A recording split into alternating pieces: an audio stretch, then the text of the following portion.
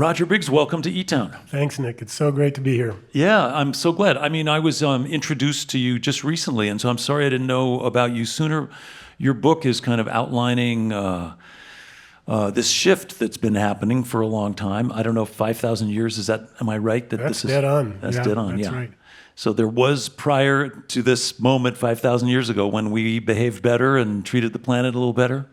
Absolutely, yeah. Around 5,000 years ago is when the first civilizations appear. And this has been called the dominator culture that emerged at this time. This is the work of Rian Eisler, who's a hero of mine and someone I've met now and get to work with. Yeah.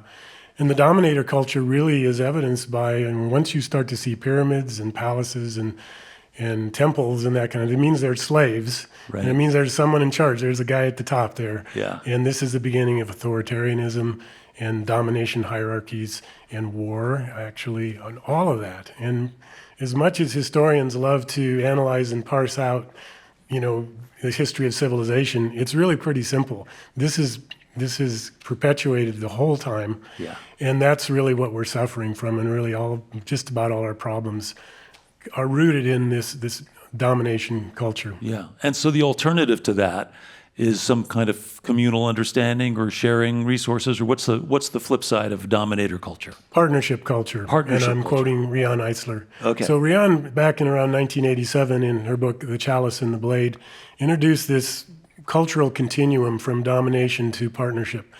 And the Great Transition, which is what we like to call what's happening now, Yeah. Culturally, it means switching from the domination paradigm to the partnership. And when you start to look at the world from this lens, it's really very powerful. You can look at classrooms in schools, and the really great teachers are all in a partnership mode. And the crappy teachers are dominators. And it goes on and on and on. Yeah. Top-down leadership in businesses and government versus shared leadership is a new paradigm. Well, it's hard to imagine changing anything, just because people want more stuff and they want more money and they feel like they'll be safer if they have more stuff and more money. And that's kind of hard to interrupt that trend. Yeah. Yeah, so how do you have an impact in the world and change that? And so my organization that we co-founded, three of us, called the Planet Project. We work mostly globally, but the whole theory is to change culture. Yeah. The culture is the thing that we can create. And really, we're evolving in an environment of culture. It's no longer a physical environment like life on Earth. Culture is the environment.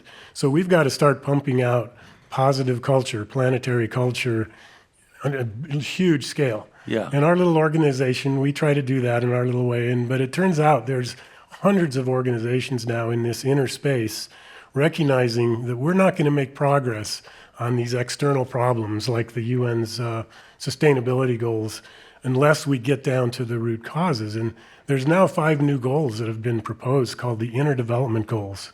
By the UN or by whom? Well, the UN is adopting these, but it comes from an organization in Sweden called the Inner Development Goals, which is kind of a parallel organization to us. All right. And so this is the new paradigm: we've got to figure this inner thing out. What are the 5 goals? I don't think I can name them because we work in sort of a different paradigm. Right. We like to work in memes and cultural memes because memes are elements of culture. They're not the stupid things on the internet. They're like chunks of culture. Yeah. And so, like, here's a meme that we may not like too much. Immigrant crime. That's a meme that's being pumped out by right-wing media. And we've got 100 million people that think that immigrants are going to eat your pets. And that's pretty powerful. Yeah. That's really working. So the transition memes are things like going from the dominator to the partnership, going from man over nature to sacred regard for nature. By the way, indigenous people have been saying that for a long time. To go from every man for himself to we're all in this together.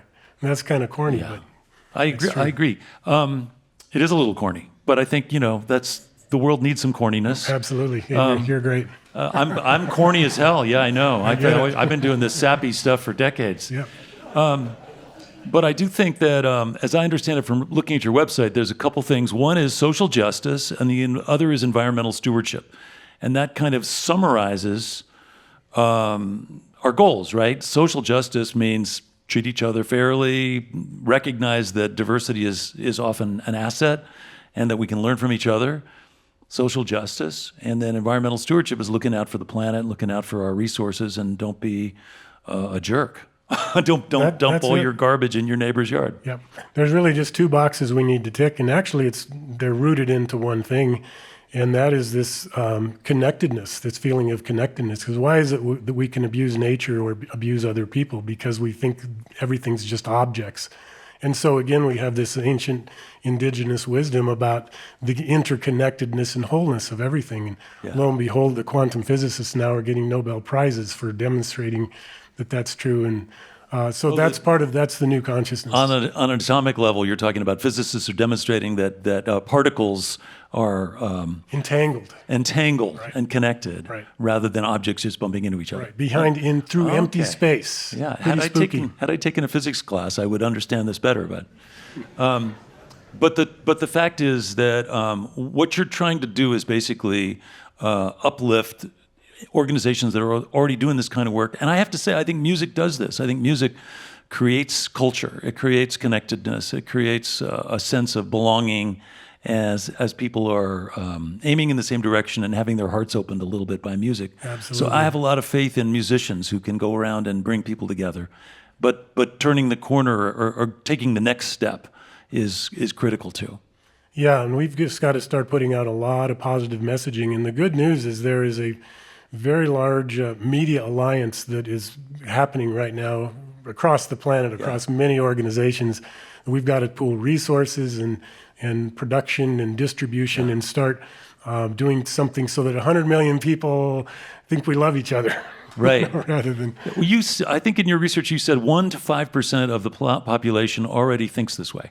1%. That's maybe. an estimate. I don't throw that out myself, but that's an estimate. But it's small, and we don't know where the tipping point is. Yeah. But it's emerging, and we call it the Great Transition. And that's an optimistic view of things. And rather than it's all ending, we're going off the cliff. Like, no, there's just a stage that's ending, and we can demonstrate that it's 5,000-year stage. Yeah.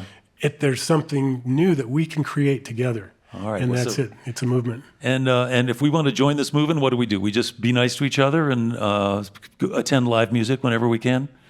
I think what we do in our lives is very important. I do just want to say about the music thing. There's a lot of things we need to transition. We need new energy systems, new education systems, new legal systems. The one thing we don't really need to fix is art and music. Yeah. We just need more of it. And so what you guys do here at eTown, what you've created is really beautiful. Well, thanks, Roger. I appreciate that.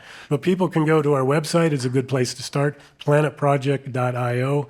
We celebrate the work of other people. We're not selling a program, products, politics, religion. Planetproject.io. That's it. And there's a bunch of good stories of people doing cool things all around the world. We try to celebrate that. And there is a media conglomeration of some kind, people who are coming together, positive media around the world that are trying to shift people's consciousness towards positive things, loving each other and being a partnership culture.